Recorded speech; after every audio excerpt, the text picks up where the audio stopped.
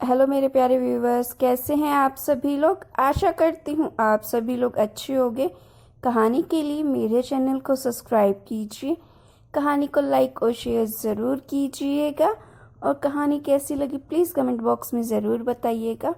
कहानी को लेकर कोई भी राय या सुझाव हो वो भी कमेंट बॉक्स में ज़रूर दीजिएगा। तो शुरू करते हैं हम आज की अपनी कहानी। मेरा नाम अमित है। मैं एक मैकेनिकल इंजीनियर हूँ। मैं स्वभाव से बहुत ही शर्मीला हूँ। इस कारण कभी मेरी लड़कियों से ना ज़्यादा दोस्ती रही, ना ही कोई मेरी गर्लफ्रेंड बनी। अब मेरी जॉब लग गई थी और घरवाले अब शादी की बात करने लगे। घर पर कई तस्वीरें और बायोडाटा आने लगे। उसमें से मुझे अंजलि देखते ही पसंद आ गई। बायोडाटा से पता चला रहा था कि वो अच्छी पढ़ी लिखी है। मैंने अपने घरवालों से कहा कि मुझे लड़की पसंद है। हम लोग अंजलि के घर उसे और उसके परिवार को देखने गए। फिर जब अंजलि चाय लेकर आई तो वो मुझे उसकी तस्वीर से भी ज़्यादा सुंदर लगी। खुले बाल और हल्के नीले रंग की साड़ी में वो बहुत ही सुंदर लग रही थी। फिर घर वालों ने हमें एक कमरे में बात करने भेजा। कमरे में वो चुप थी। उसके चेहरे पर इतनी खुशी नहीं थी।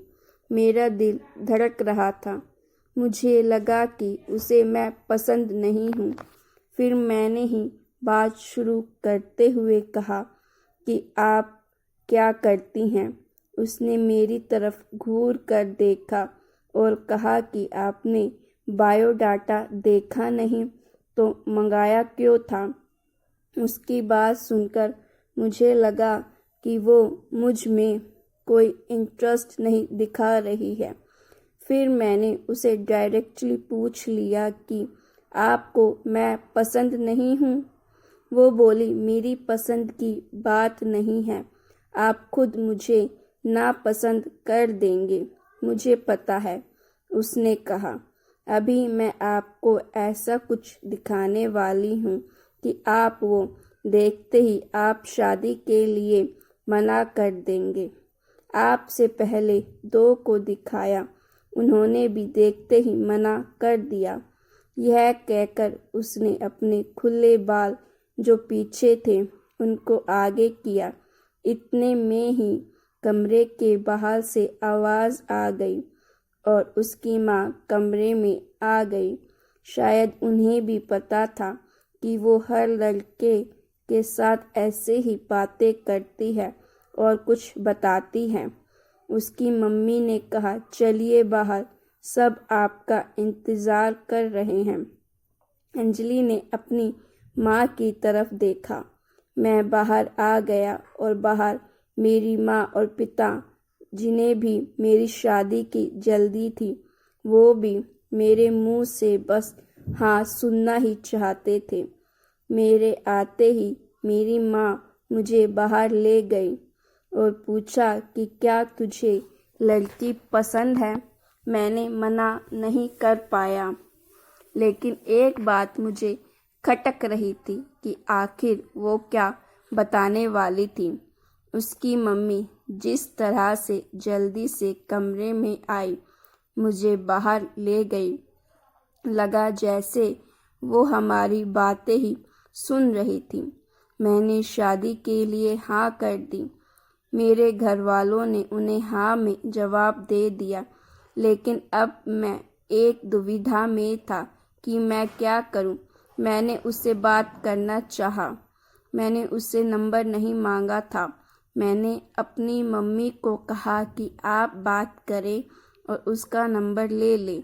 मम्मी ने अंजलि की मम्मी से फ़ोन पर बात की और अंजलि का नंबर मांगा, लेकिन उन्होंने यह कहकर मना कर दिया कि अंजलि का फ़ोन अभी ख़राब है। मम्मी यह भी कह रही थी कि वो लोग शादी के लिए जल्दी कर रहे हैं। इन सब बातों से मेरे मन में कुछ अजीब सवाल आने लगे। एक शाम जब मैं ऑफिस में था तब मुझे एक अननोन नंबर से कॉल आता है। फ़ोन रिसीव किया तो अंजलि थी। वो बोली कि मम्मी ने मेरा फ़ोन ले लिया है। मैं कुछ बहाना करके अपनी फ्रेंड के रूम पर आई हूँ। उसी के नंबर से फ़ोन कर रही हूँ। क्या तुम मुझे अभी मिल सकते हो? मुझे वैसे भी उससे मिलना था। अंजलि के बताए एड्रेस पर मैं जल्दी से पहुंचा। वो उसकी फ्रेंड का रूम था। मैंने जाते ही उससे पूछा, उस दिन की बात अधूरी रह गई थी और तुम्हारी मम्मी तुम पर नज़र क्यों रख रही है?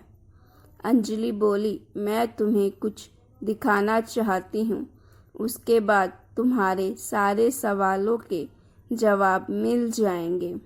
अंजलि आज भी बाल खोल कर आई थी। वो पीछे मुड़ी और अपने खुले बालों को पीठ से आगे की ओर किया। तब मुझे पता चला कि वो क्या दिखाना चाहती थी। उसकी गर्दन पर एक टैटू था, सुयश नाम का।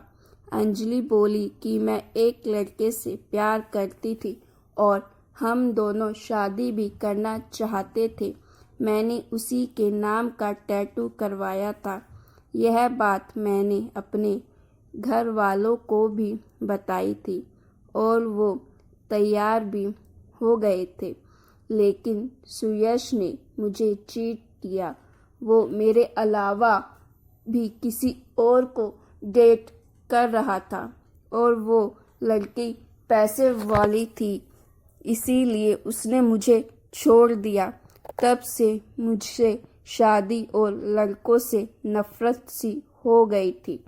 उस लड़के को मैंने बहुत प्यार किया, लेकिन उसने मुझे धोखा दिया। तुमने पहले भी 2 लड़कों को मैंने टैटू दिखाया और उन्हें सच जानकर शादी के लिए मना कर दिया। मम्मी इसीलिए मुझ पर नज़र रख रही है कि मैं तुम्हें भी कहीं सच ना बता दूं। लेकिन मैं लड़की की तरह नहीं हूँ। मैं नई जिंदगी की शुरुआत सच के साथ करना चाहती हूँ। मैं सुनकर सोच में पड़ गया कि जिसको प्यार मिलता है उसे प्यार की कदर नहीं होती। आखिर इतनी प्यार करने वाली लड़की को कैसे कोई धोखा दे सकता है? मैंने कहा कि मुझे तुम्हारे पास्ट से कोई मतलब नहीं है, लेकिन मैं चाहता हूँ कि मुझे भी तुम उतना ही प्यार करो जितना उस लड़के को करती थी। अंजलि को यह उम्मीद नहीं थी। उसे लगा था मैं भी उससे शादी के लिए मना कर दूंगा। मेरी बात सुनकर उसने इतने दिनों के दबाए आंसू बहने लगे।